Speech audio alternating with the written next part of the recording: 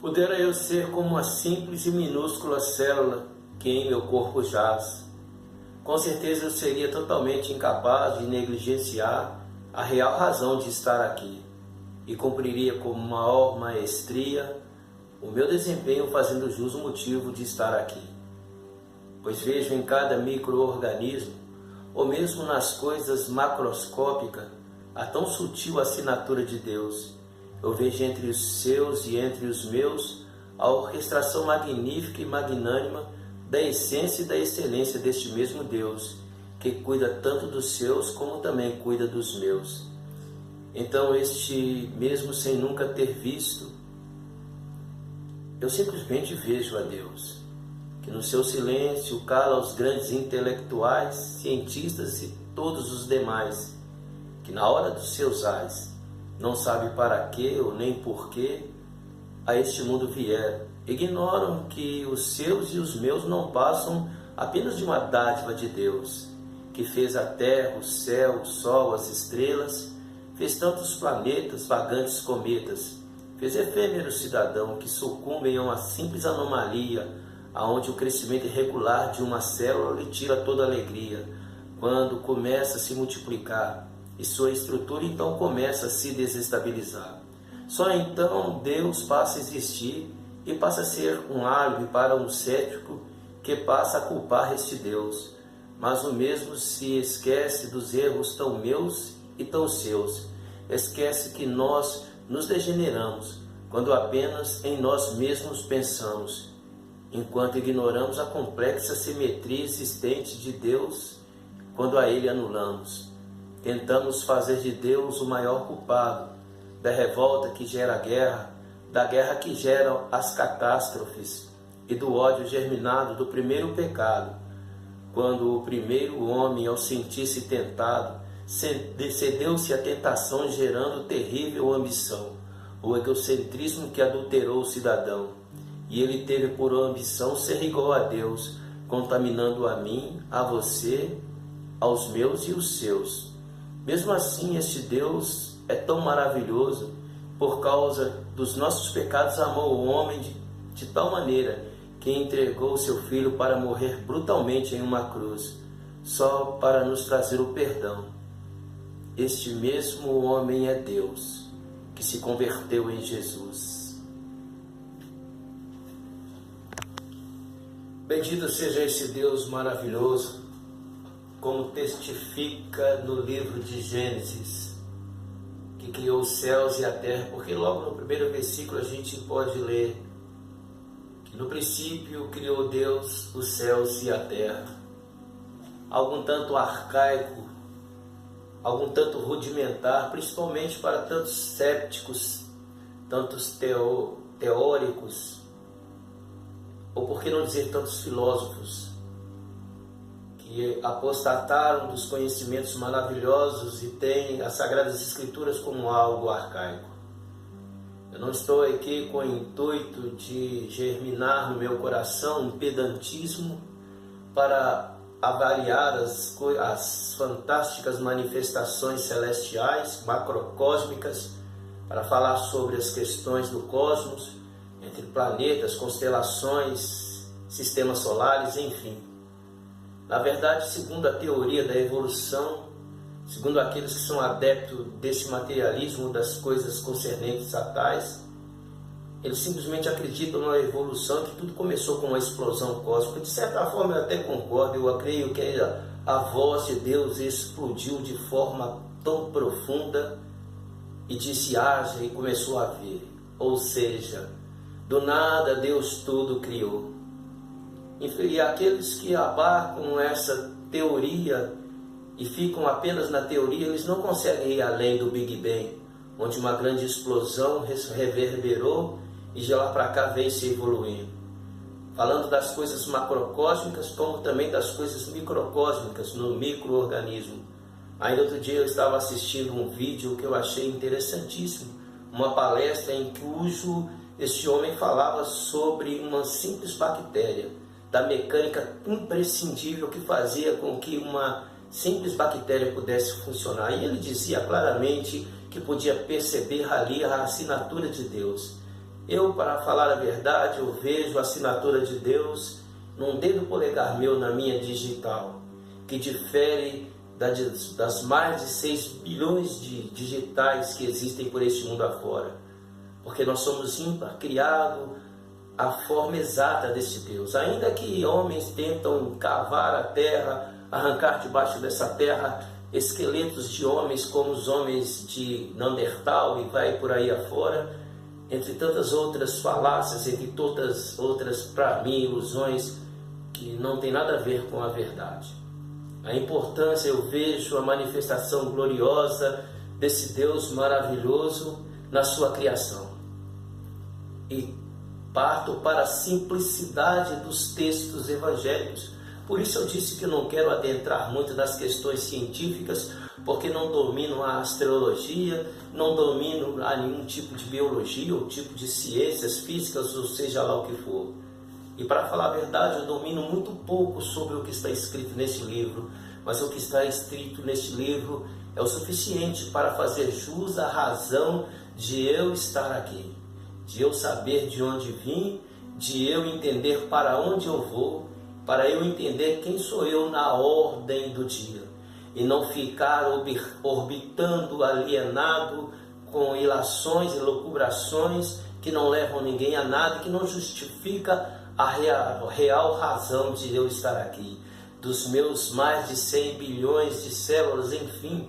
O importante é que eu abro logo no primeiro capítulo do primeiro livro das Sagradas Escrituras, segundo testifica o livro de Gênesis, que Deus criou o homem conforme a sua imagem, a sua semelhança.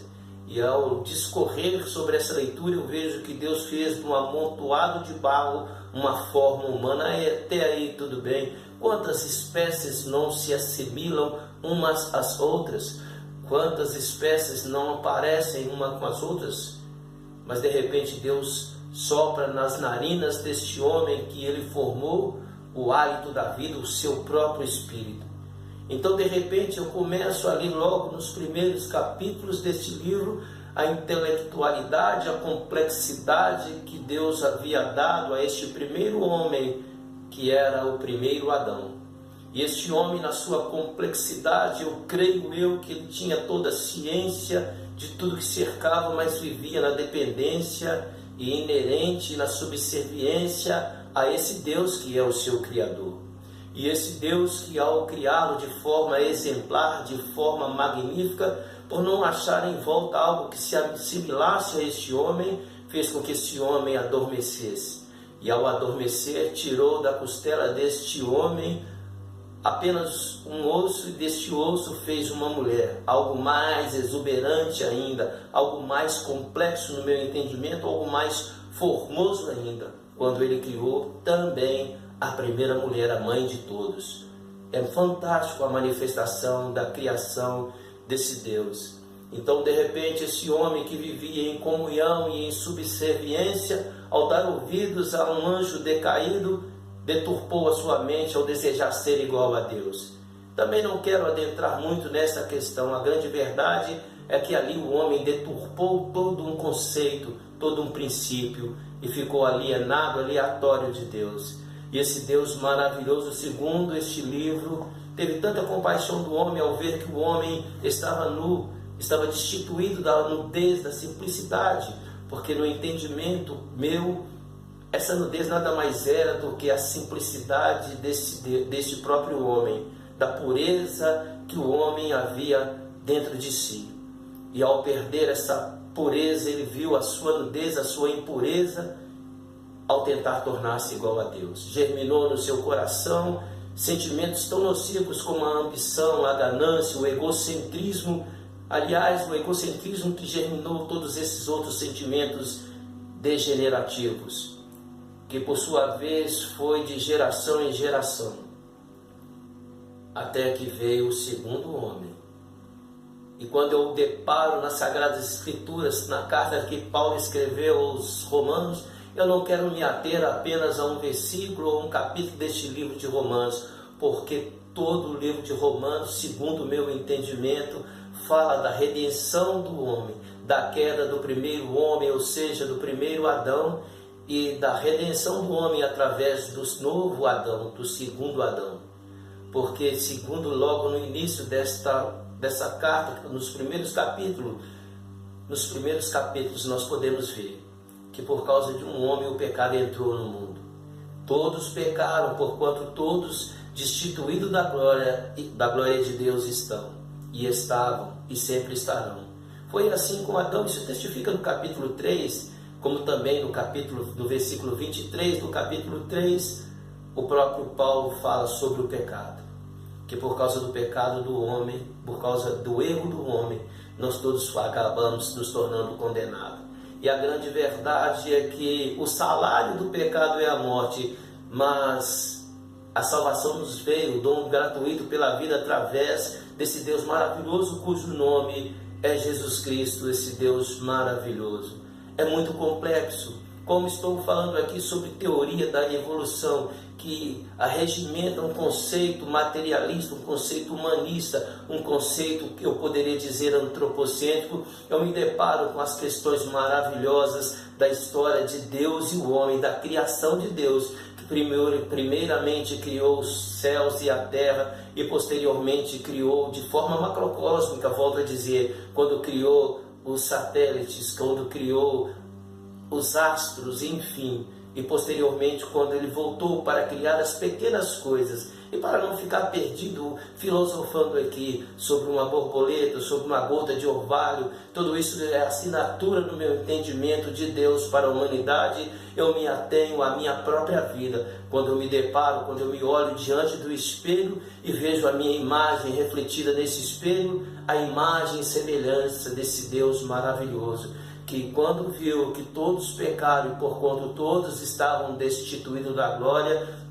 introduziu neste mundo o seu único filho no tempo da plenitude, que veio trazer uma nova mensagem, uma mensagem de resgate. Esse Deus maravilhoso, quando o primeiro homem pecou, e não era um homem de Neandertal, não era um homem, um esqueleto de um macaco, era Adão que estava ali, que havia pecado, no meu entendimento. Eu fico com as Sagradas Escrituras. Eu fico com aquele que tinha a ciência, que deveria simplesmente tornar-se, continuar subserviente e temente a Deus. Porque Deus, segundo está escrito nesse livro sagrado, na viração do dia, via sempre para conversar com Adão, tanto com Adão como com Eva. Até que um dia ele cedeu no seu coração lugar para a ambição, para coisas corruptíveis, e de lá para cá nós temos visto o homem se corromper, governos se corromperem, enfim, o homem encharcou e engendrou-se no pecado, e com isso perdeu a pureza da sua alma ao se ver que estava nu. E quando se viu nu, Deus, por misericórdia, sacrificou um animal e cobriu o pecado deste homem. Mas Deus sabia que não adiantaria nada tentar continuar cobrindo o pecado do homem, porque é como uma granguena ou como uma ferida putrefata debaixo de um cataplasma. Assim somos nós. Era necessário que viesse alguém especial, e Deus introduziu o seu Filho para que através do seu sangue, assim como Deus matou um animal, o próprio Deus matou seu Filho. Não para tapar os nossos pecados, mas para extirpá-lo, para tirar de nós toda a imundície e através do teu sangue nos purificar.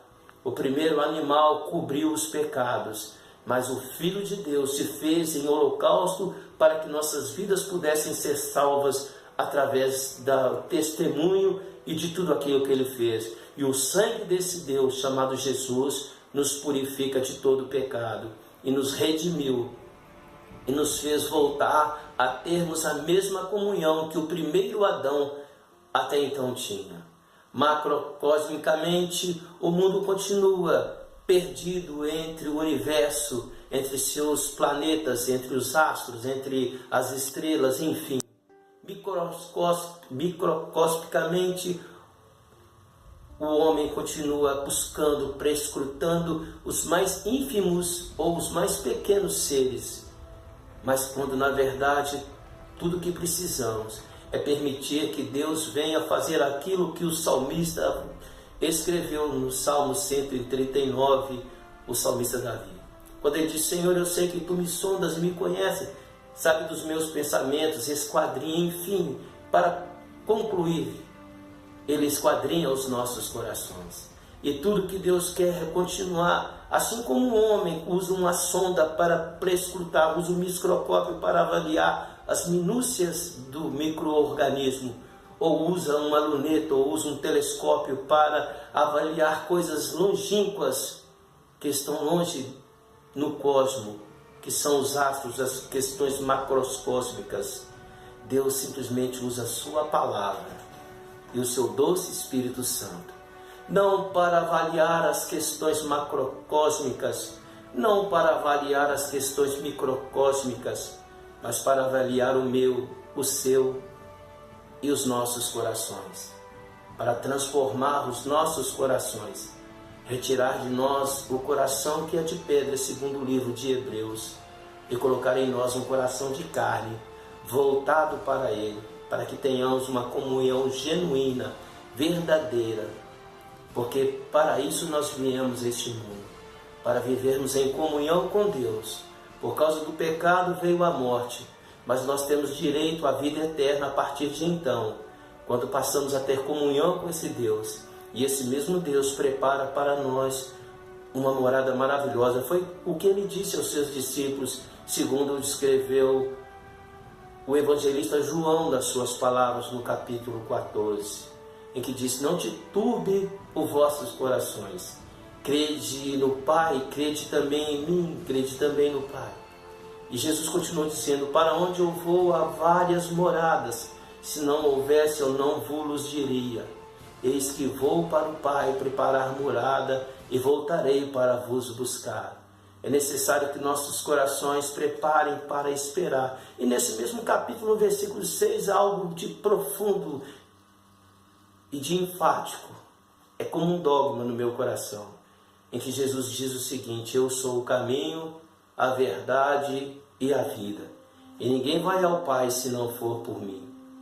Jesus é o princípio, é o meio e o fim, e a razão de todas as coisas. Não é uma teoria darwiniana ou darwiniana, não sei como se diz. Jesus é a seiva da existência, é o resgate do homem, a volta ao encontro com Deus. Glória seja dado ao teu santo nome. Amém.